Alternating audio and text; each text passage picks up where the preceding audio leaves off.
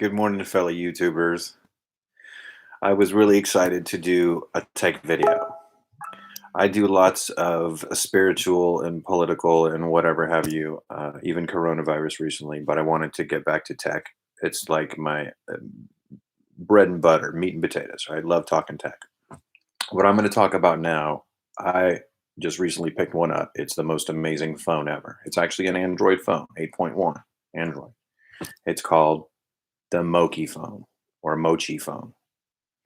Moqi. In English, of course, we'd say Moqi. In Chinese, you say Mochi. It is definitely a Chinese phone, but it is awesome. So this thing is power packed full of an amazing list of features you can research on their website. For most people looking to do something like the Mochi or Moji, which I'll call it now, for most people looking to do a Moji phone, you would have to be a pretty serious gamer because it has some pretty powerful innards as far as playing video games.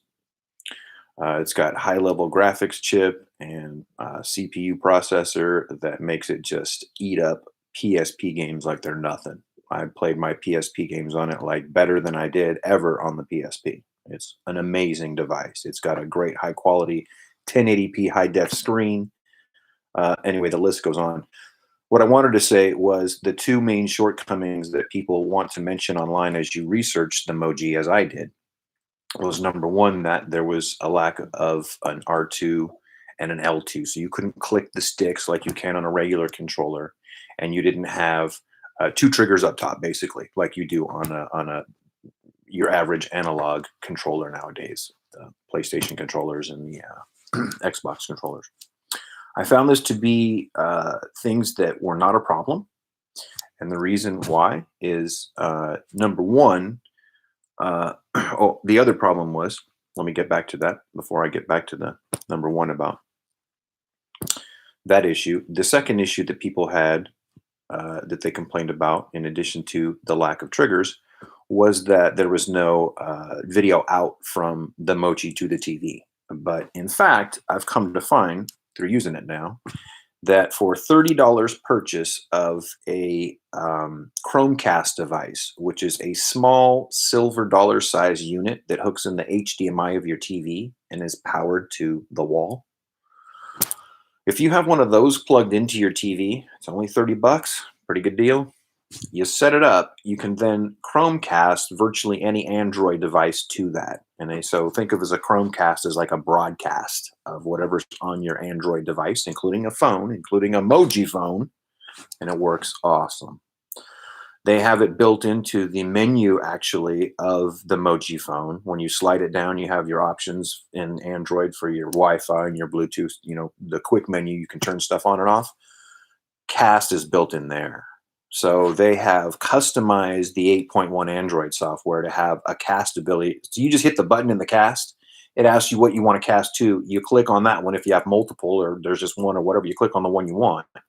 And it's now mirrored the entire Moji onto the TV. So any app you open, any game you open, anything you do is now mirrored to the TV. So in this regard, this is like how the old PSP used to work when it was connected to the PS2 and it could share abilities between it because it was going for that mobile, then come home and play on the TV on the exact same thing. And nowadays it's being done by the Switch. So the Switch says you come home, you bring it on, you put it into a dock and it comes up on the TV, or you could take it out of the dock and go mobile. Dude, the Moji does that and more. Like I can push a button on the cast on the Moji and it sends it directly to the TV. And now I'm using the Moji, the controllers on the Mojis, because it's got its own built-in sticks and buttons and whatnot. And I can use it as a controller onto the TV. I hit the cast button again and it's now back on the high def screen in my hands. I'm back to mobile. So the two biggest complaints I've seen on the internet are that the lack of the shoulder buttons, the extra shoulder buttons and the clickable sticks, and I'd like to address those right now, actually. Those are remedied by a DIY software, it's called, do it yourself. And it's built into the Moji as like part of their Moji apps because they got wonderful, amazing applications for your gaming experience to make it way better. Things like turning off notifications because it is a phone. Maybe you're gaming hard and you don't want notifies. It's got a game mode where it turns off the notifications. Oh, yeah.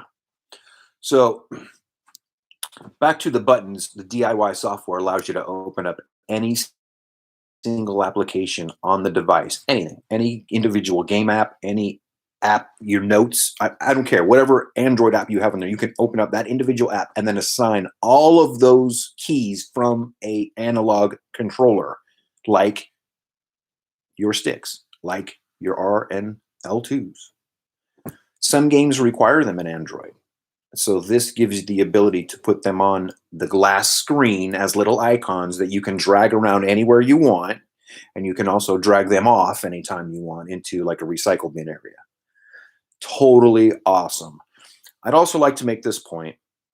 Frequently in video games that you play in a retro experience, most of those games don't require the clicking of sticks, otherwise known as the R and the L3.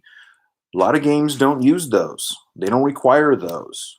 A lot of games don't use double triggers for the L's. You know, like I know PSP games, those are all just a single trigger up top and no pushing of sticks. I mean, it's perfect for PSPs. It's a PSP powerhouse. It is literally like I've seen online, I like the phrase, it's the Vita's big brother. Like it is like what a Vita should have been. Basically, Emoji is exactly filling in the hole that Sony left when they abandoned that awesome Vita. The Vita should have played all PSPs. It should have been a phone, Android or something, similar that was a really powerful phone.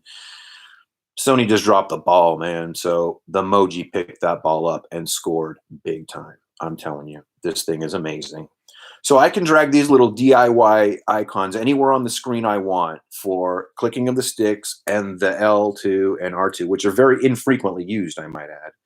Sometimes you'll find in modern Android games, because they're trying to mimic controllers, they will require those buttons. So you just slide them onto the screen from the DIY app, and they are right there to push on anytime you need them, which is usually infrequently. Sometimes it's not, and you have to hit it all the time, like to shoot in a shooter.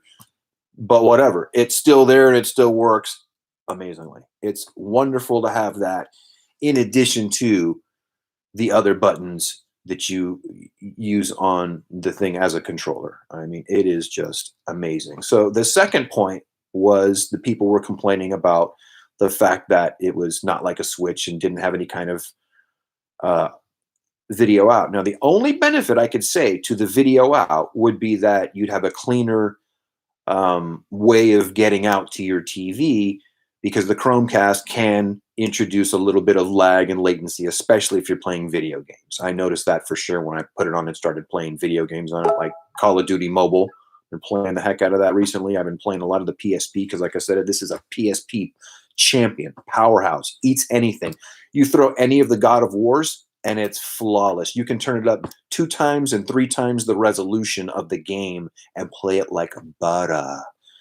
My God, dude, the Emoji is amazing. So I just wanted to make a video because I really love this gadget. I've been using it now almost every day for a month, and that's kind of unheard of for me. I go through a lot of different things, but I've been on this Emoji like a madman, and boy, I love the thing. It is incredible. Those are the only 2 points I could find on the internet that people really would complain about before I actually bought the thing. And now that I've used it, I see that those complaints, if anyone else is on the fence about getting it, don't worry about it. Emoji's got you covered. It has some amazing gaming software. I really like to do another video, honestly, to talk primarily just about the gaming software. The gaming software is phenomenal, between the stuff that blocks notifications, that you can totally customize to your liking. There's the ability to turn off background data, the ability to have apps not show up immediately when they're installed, by default. I mean, there's the whole list. I need to do a whole other video. But anyway, if you like the Emoji, I'll put a tag on here for it. Hopefully you can find it if you're doing a search. Check it out, man. It is amazing. It's basically the price of a high-end phone with game controls and awesome gaming software on there. So, Moqi i7. Check it out.